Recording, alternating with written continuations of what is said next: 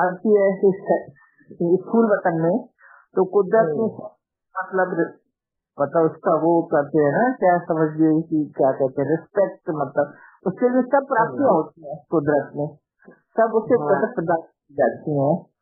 तो वैसे ही आपसे कहने का मतलब यही था कि वैसे जैसे जो बहू आती है तो वो तो अलग घर से आती है ना, दूसरे घर से आती है, तो हमारे घर के तौर तरीके अलग होते हैं, तो हमें उसको तरीके से एक्सेप्ट करना है पूरी तरह से, और फिर अपनी जो ढालना है, सिखाना है। घर में ऐसे ऐसे होता है।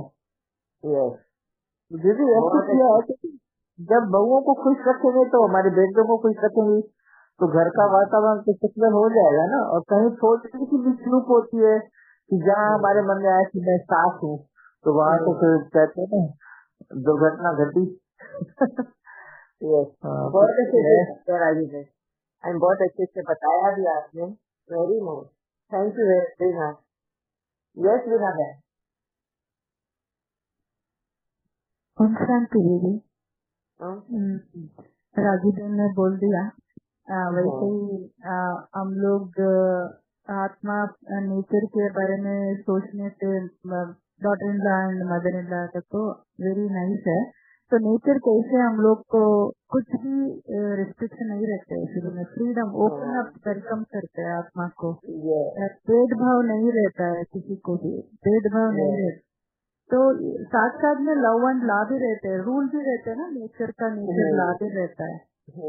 शुरू में क्या करते आत्मा भी नेचर को तो बहुत अच्छा से यूज करते, क्योंकि देहाभिमान नहीं रहते ना।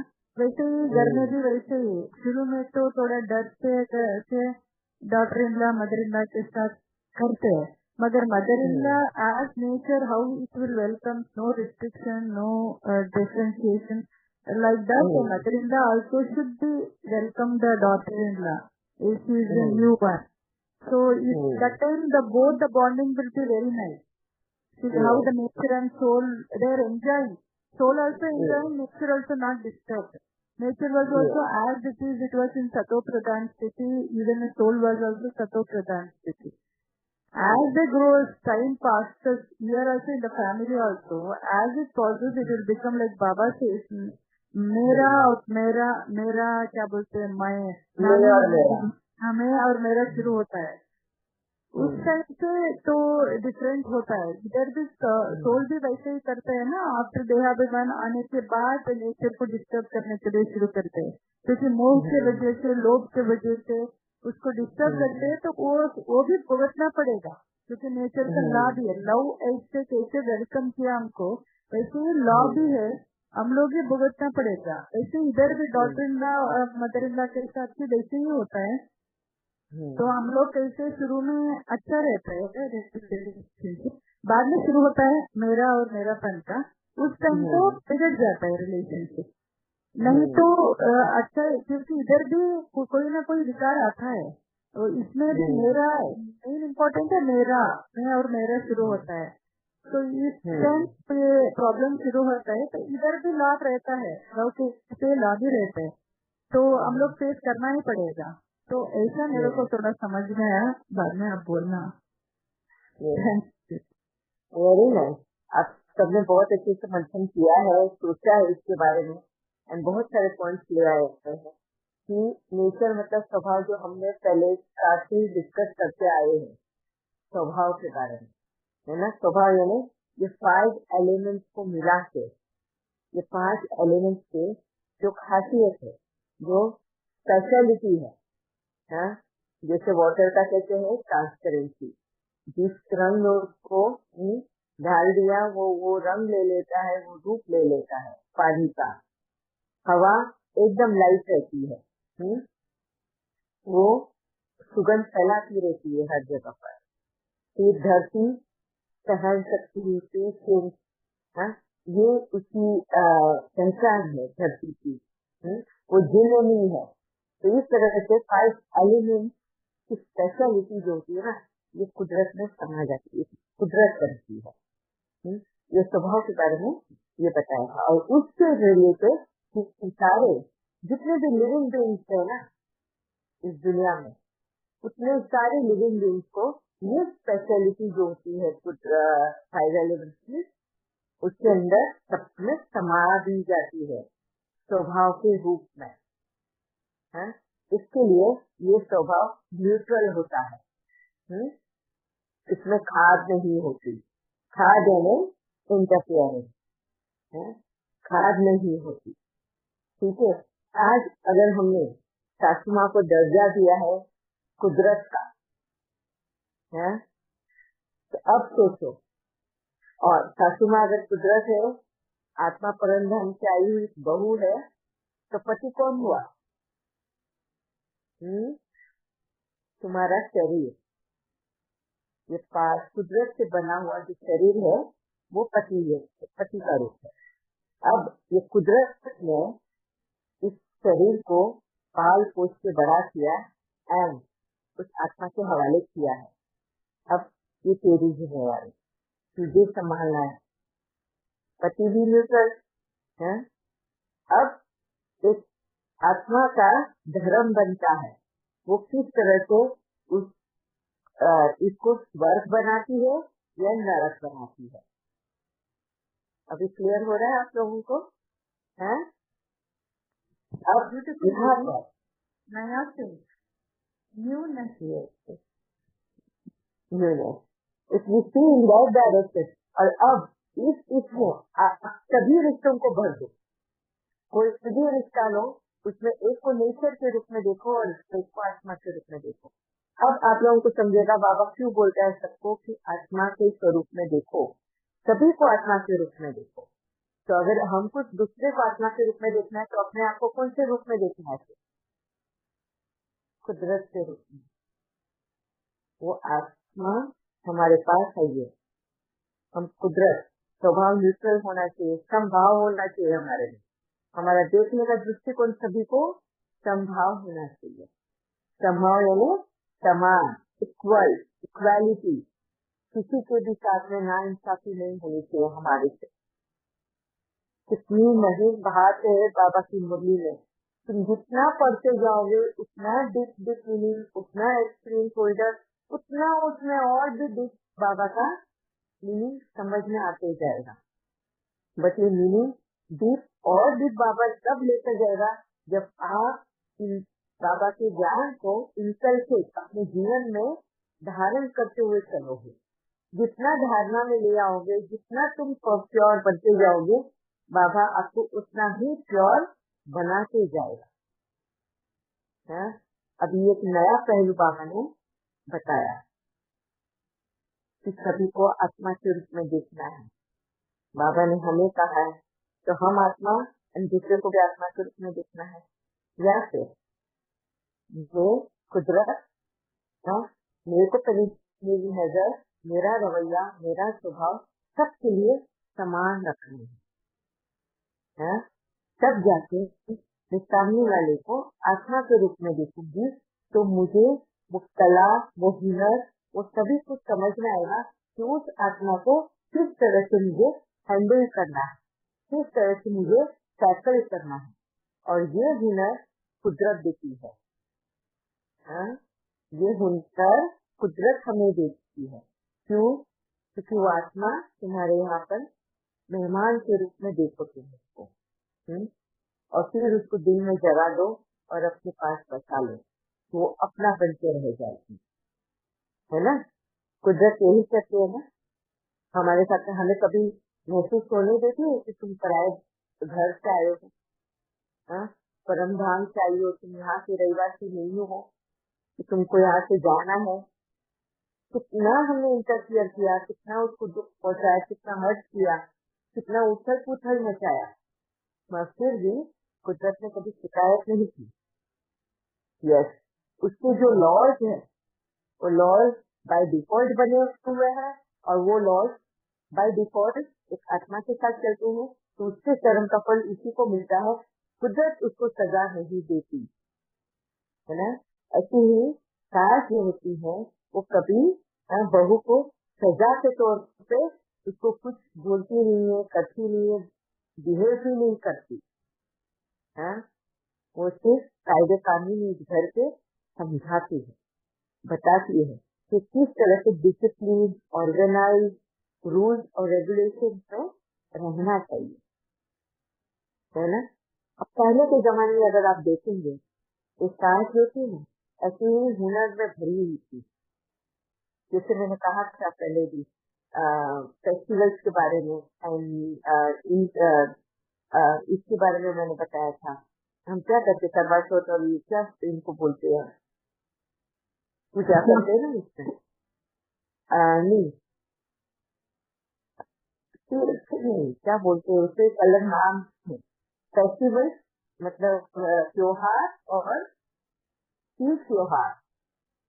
तीज मतलब एक अकेली औरत को उसमें उपवास करना पड़ता है, वो कुछ रूल्स रेगुलेशन फॉलो करने होते हैं।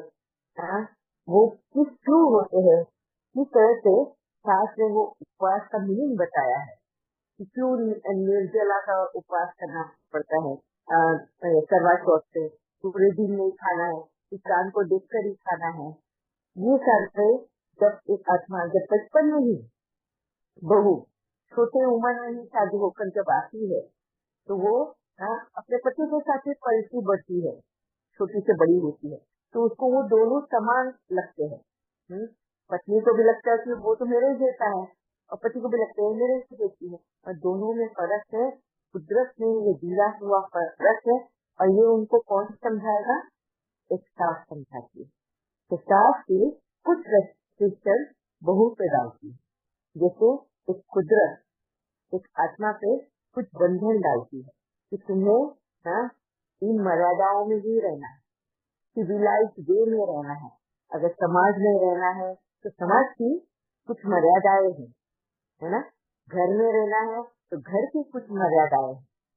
तुमको सभी जीवाणुओं के साथ में रहना है तो उसकी भी कुछ मर्यादाएं हैं।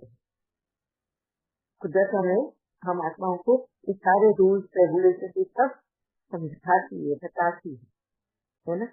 फिर ऐसी ही एक स्टार की जब बहू आती है तो वो अपने घर के नियम, अपने घर के क्या नियम होते हैं, क्या रिचुअल्स है, क्या कल्चर है, किस तरह से रिश्तों को निभाए जाते हैं, कौन कितना इम्पोर्टेंट है उस घर के लिए।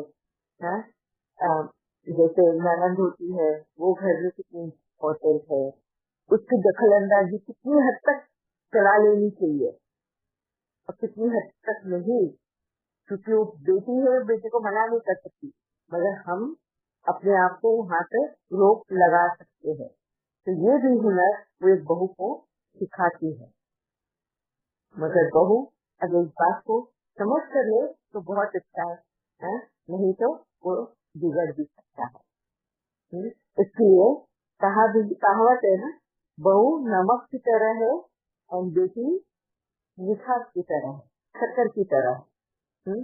तो इससे भी ये हुआ था कि क्यों नमकीन क्यों, बहू नमक क्यों मीठा, वो तो घर में आके मिठास बोलती है, मगर बहू का जो अस्तित्व घर में है ना, जब वो रहती है ना उसको फॉर ग्रांटेड लिया जाता है ना। उसका रहना इतना इम्पोर्टेंट नहीं है, उसका न रहना बहुत ज्यादा इम्पोर्टेंट है, बहुत ज्यादा खर्चा है। अगर बहू मैसे चली जाए या कहीं और चली जाए, घर में ना हो ना तो घर तो हरा भरा नहीं लगता, भरपूर नहीं लगता, अधूरा हो जाता है। सेम वैसा ही जैसे खाने में नमक, खाना का स्वाद जो होता है ना नमक की वजह से आता है। अगर नमक नहीं तुम भिंडी बना लो, कुछ भी बना लो, एकदम फैंटास्टिक, सब मसाले डाल के बनाओ, उसमें नमक मत डालो और देखो स्वाद क्या है। कितना भी अच्छा हो नमक के बगैर स्वाद नहीं आता खाने में। सेम बहू का रूप है उस घर के अंदर और बेटी का रूप है मिठास की तरह। क्यों?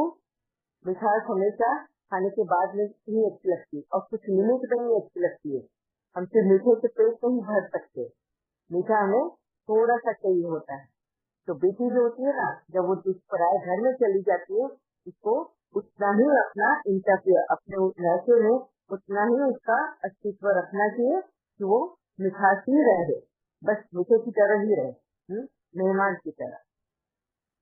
क्लियर? तो ये भी चीज कुदरती जो सास है उसको ये सिखानी पड़ती है, अपनी बहू को बताना पड़ता है उसका इम्पोर्टेंस कितना है। हम क्या करते हैं, बहुएं जो होती है ना, उसके रहने का इम्पोर्टेंस जताने की कोशिश करती है, मैं हूँ यहाँ पर, उसका इम्पोर्टेंस है। और सास बोलती है कि तू नहीं है ना, उसका बहुत खर्चा है, तेरा रहने से भी ज्यादा तेरा न रहना हमें बहुत खर्चा है। समझ में आया डिफरेंस? ये देखने का दृष्टिकोण है। हम अगर इन बातों को अगर समझ जाए ना, कुदरत के स्वभाव, कुदरत जो देती है, कुछ चीजें कुदरत एक्सेप्ट कर देती है हमारे जीवन में कुछ देर के लिए। जैसे जब हम गर्मी से बहुत रोते हैं ना, बहुत गर्मी बहुत गर्मी बहुत गर्मी चिल्लाना शुरू करते हैं ना, तो बारिश ले आती है, क्योंकि हमें सूरज ही नहीं दिखे, हमेशा बादल ही बादल हो। तब सूरज का एक्सेंस हमें खलता है, अरे कभी तो सूरज दिखाई दे, कितना ही बारिश होगा, है ना। और जब बारिश ज्यादा हो जाती है और ठंड आती है, तो ठंड में हम सोचते हैं ऑफिस से, अरे थोड़ी तो धूप आए, हमें ये ठंड से बचाए, तो धूप बहुत इम्पोर्टेंट लगती है इस वक्त। तो सर्टेन चीजें जब एक्सेंट होती है तो उसका इम्पोर्टेंस पता चलता है। तो ये भी बातें समझने के लिए है। हमेशा हमारा इम्पोर्टेंस रहने से भी हो जरूरी नहीं है, हमारा इम्पोर्टेंस हमारे एब्सेंस में हो तो वो ज्यादा इम्पोर्टेंट होता है। हमारे रहने से अगर इम्पोर्टेंस बना रहे तो कभी भी ऊपर नीचे ग्राफ चलेगा, पर हमारे न रहने से इम्पोर्टेंस अगर समझ में आता है तो ग्राफ ऊपर नीचे नहीं रहेगा, हमेशा ऊपर की तरफ ही रहेगा। इन बातों को जिस वक्त समझ जाता है ना एक आत्मा है, तो वो रोटी दिलाती नहीं है, अपनी मांग को अपनी इसके इम्पोर्टेंस के पीछे भागती नहीं है, क्योंकि उसमें वो अपने आप को कॉन्फिडेंस रहता है कि मेरे सिवाय इस घर का कुछ नहीं हो सकता, क्या मेरे सिवाय ये घर बराबर चल नहीं सकता। मतलब क्या हुआ कि मेरे एब्सेंस से अगर मैं ना रहूं तो घर बराबर नहीं चलेगा, मैं हूँ उसका इम्पोर्टेंस अपने आप ही है, ये समझ में आता है। पर वो इम्पोर्टेंस साइलेंस है। जब हम ये साइलेंस को नहीं समझते ना, कुदरत जो साइलेंस में बातें समझाती है ना, वो जब हम ये बातें नहीं समझते हैं ना, जब जाके हम इस विकार के भक्षक बन जाते हैं। कौन सा, मुझे इम्पोर्टेंस चाहिए, मुझे मान चाहिए, मुझे रिस्पेक्ट चाहिए, मुझे ये चाहिए, जो मांगना शुरू हो जाता है। जब ये साइलेंस नहीं समझते, हम साइलेंस के कनेक्शन में नहीं रहते हैं। ये कुदरती देन है, इसके लिए सास को वो कुदरत कहा गया। जब ये सास जब होती है ना, तो बहू से मान चाहिए, इम्पोर्टेंस चाहिए, ये चाहिए, जब वो ये भूल जाती है ना कि साइलेंस है, तब उसके अंदर वो इनसिक्योरिटी पैदा होती है। इनसिक्योरिटी उसका अस्तित्व खोने की, अभी बहू आई तो बहू के हाथ में सब चले जाएगा और मैं मेरे हाथ में कुछ भी कंट्रोल नहीं होगा। जब सास जो है कुदरत के बजाय वो खुद भी एक बहू के रूप में बहू के सामने खड़ी हो जाती है। कुदरत के बजाय एक आत्मा के सामने एक आत्मा बन के खड़ी हो जाती है। समझ में आया अभी डिफरेंस?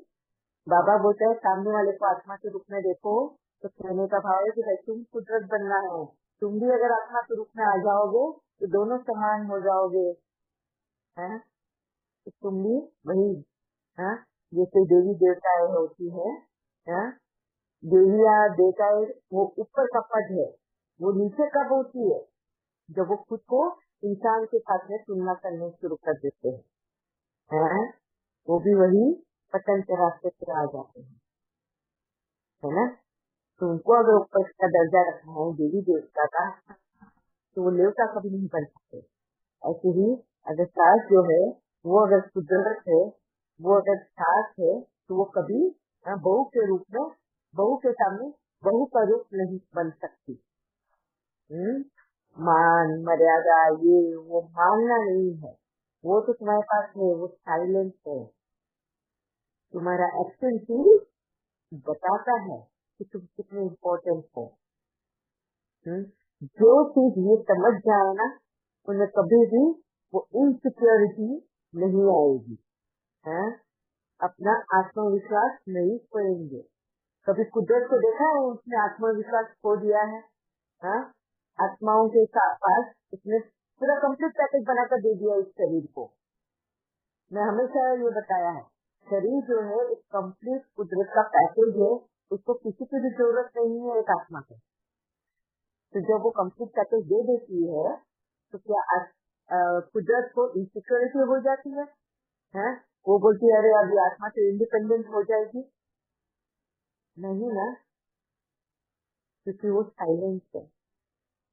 उसका जो इम्पोर्टेंस वो साइलेंस है। एंड कुदरत वो जानती है कि उसके पास वो इम्पोर्टेंस कितना है।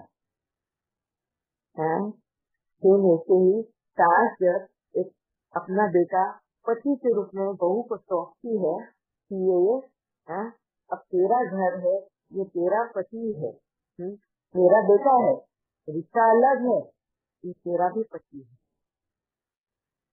और उसको अपना अपना बना के रखे। अगर समझो कुदरत हमें ये शरीर देकर वो व्यक्ति के शरीर से पीछे लग जाए कि मेरा दिया हुआ शरीर है, मेरा दिया हुआ शरीर है, वो अगर ऐसा करने लगे तो हम आत्माएं क्या करेंगे इस शरीर के साथ? सोचो। हमारा बिहेवियर किस पैटर्न में होना चाहिए?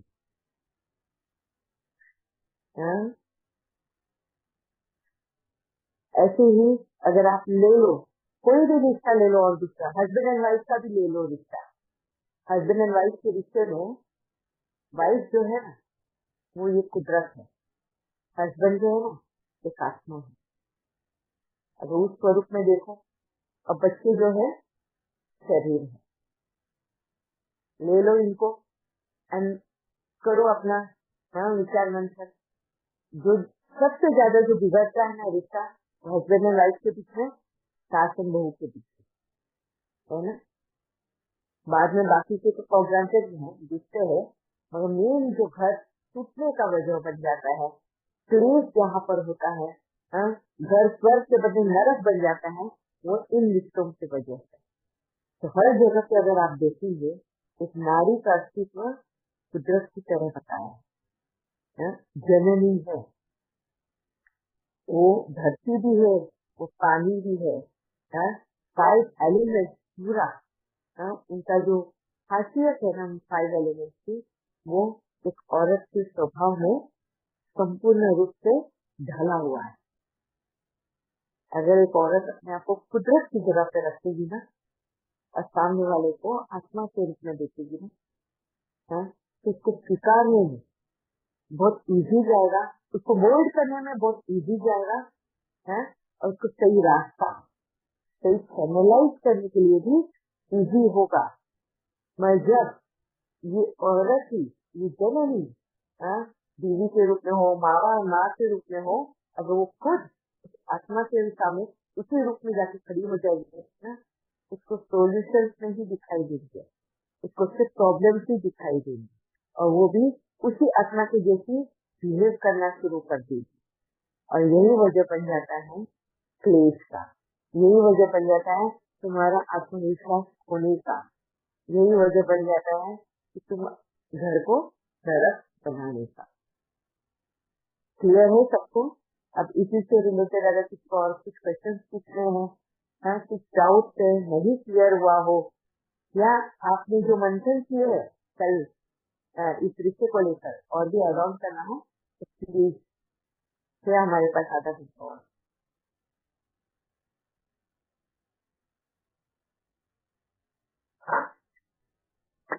हाँ दीदी सर ठीक।